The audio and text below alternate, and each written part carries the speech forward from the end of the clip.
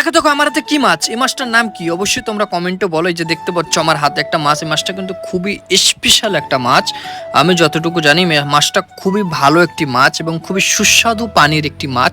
এই যে দেখো ভালো করে দেখো, অনেকে কিন্তু ভুল বলে মাছটার নাম, কিন্তু অনেকেই ভুল বলে। যে সঠিক উত্তর দেবে আমি তার প্রশ্নের উত্তরটা দেবো।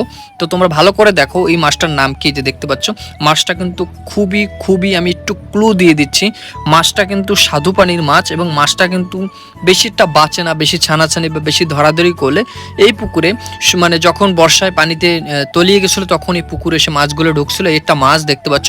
তো প্রথম মাছটার নাম অবশ্যই সবাই বলে, এবং প্রথম যে মাছটা আমি দেখাচ্ছি এই যে মাছগুলো, এই মাছগুলি এখানে বেশি পাওয়া যায় এবং বাচ্চা সহ পাওয়া যায়। আমরা দেখতে পাচ্ছি পুকুরের সমস্ত মাছ ধরছি এবং তার মাঝখানে দেখো অনেক মাছ, বড় বড় মাছও আছে।